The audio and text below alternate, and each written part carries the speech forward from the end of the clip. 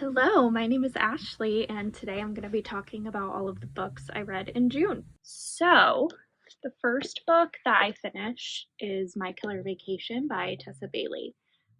This is the newest release from her. This came out early in the month of June. I don't remember the exact day, but I recently in May had finished It Happened One Summer and Hook, Line, and Sinker. Um, Her duology that's really, really popular at the moment, and for good reason. Really enjoyed It Happened One Summer and loved Hook, Line, and Sinker. So I love to read a new release. I think it's fun to be like one of the first people to read something, to be in the know. So I wanted to pick this up the day it came out, and I was gonna make like a weekend out of it. I love to read a romance over the course of my weekend. So I went to Barnes& and Noble as well as a local bookshop to look for this on the day of release, and it was not there yet. Here's what I think happened was I looked into it, and I guess there was a cover redesign because the original cover designer claimed that another cover designer for another romance novel copied her cover design that was originally going to be for My Killer Vacation. Um, Even though, I don't know, you guys can look at the cover yourself, but I think the covers look vaguely familiar, and also it looks like every other romance cover ever. So, basically that happened, and then the cover designer was implying that people should not buy this other author's book because of the cover design situation. And Tessa Bailey was like, I don't know, like, I will be buying the book. Please don't, like, so she then got another cover designer to design the cover that you see here. So I suspect that maybe there were some issues with, like, releasing it and shipping because of that. Because I imagine there was some scrambling and timeline shrinking because of the very sudden and last minute change in cover design. Eventually, I got my hands on it, and it was fine. Didn't blow my socks off, but I also didn't hate it. It was a fun kind of summer romance read. It follows a woman named, let's see if I can find it. Let's see if I can find it. Let's see if I can find it.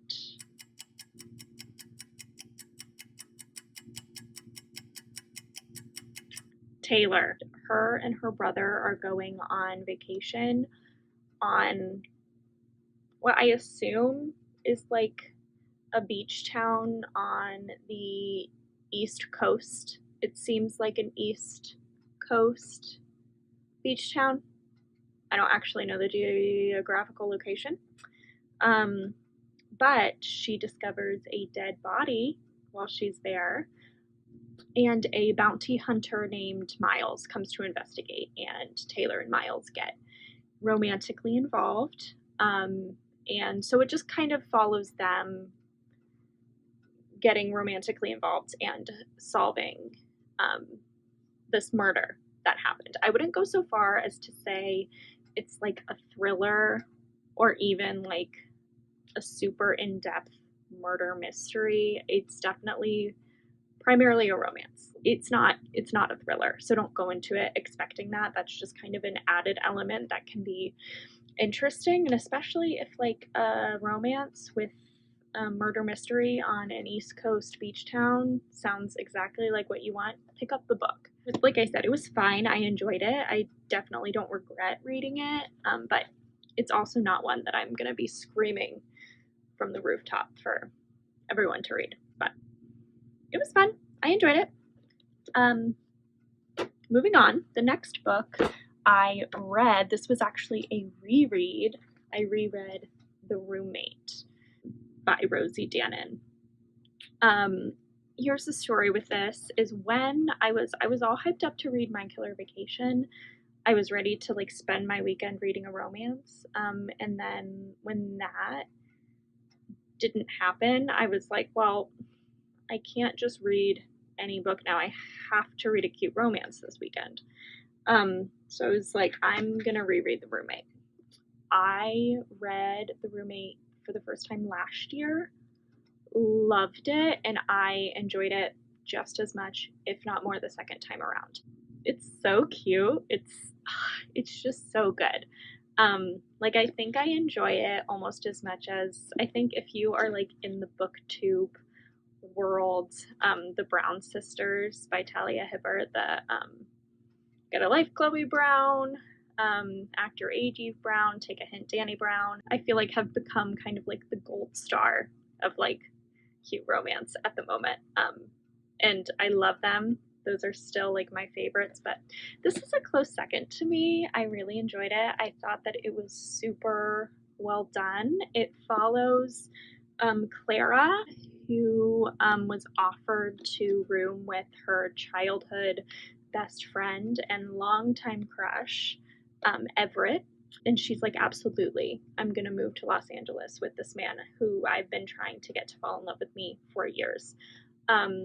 So he picks her up from the airport and he's like, so, funny story, I'm going on tour with my band and I've actually rented out my room to a man on Craigslist. But don't worry, you can still stay there with this man on Craigslist. So she moves in. Turns out this man on Craigslist, his name is Josh, is an adult film star. And obviously, forced proximity, roommate trope. I think we know what happens next. They get romantically involved, and it is so good. It's really cute.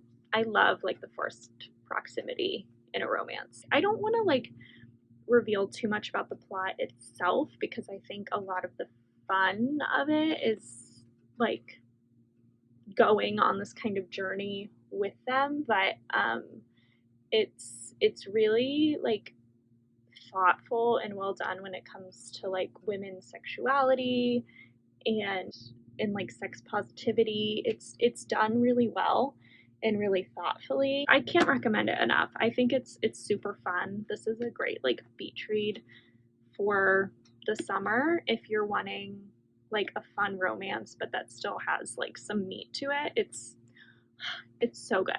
I cannot recommend it enough. I also really recommend The Intimacy Experiment, which is kind of like the sequel in this duology, which follows another character that is in this book. I recommend them both. Okay, the third and final book that I finished this month is Skye Papers by Jamika Ajalon. This follows a again, the name, it follows Skye. It's in the title. It follows Skye, okay? And she is a Black artist who is basically just like, it follows her travels. It primarily takes place in London, but she travels around. She gets involved with Pieces and Scotty, who she meets them in the States and then they quickly move to London and she kind of follows them as soon as she's able. But then Pieces kind of moves around and Skye visits Pieces. So really just like traveling around, kind of flying by the seat of their pants, these three. It really explores the dynamic and the relationship between the three of them at the beginning. I think that the three of them have a really interesting dynamic that is really nuanced and not super, it doesn't always feel healthy, but then it's still like a super authentic friendship. All that to say, I think that the relationship dynamics and what this book explores is really, really interesting in that respect. But probably for me, the most interesting aspect of this novel was this theme of surveillance, is this idea of them kind of always being watched. And I think what is especially interesting about this kind of idea of this theme of surveillance is that it does follow a Black queer woman who once came from in at least somewhat affluent family, but once she kind of moved out on her own, definitely not coming from means in that respect, just as she's living as she is now. Um, and so I think that obviously this idea of surveillance is going to look different and be nuanced and has a really horrible history for Black queer people. I think that that is another really interesting way that that kind of like Orwellian aspect of this is nuanced. Truthfully, my only critique for Skye Papers is that the middle felt a little long. I wish it felt like it could have been like squeezed. I love a book that is like less than 200 pages and really just like does a lot with so few pages and just really packs a punch. And I think that this would have had the potential to do that if it had been shorter.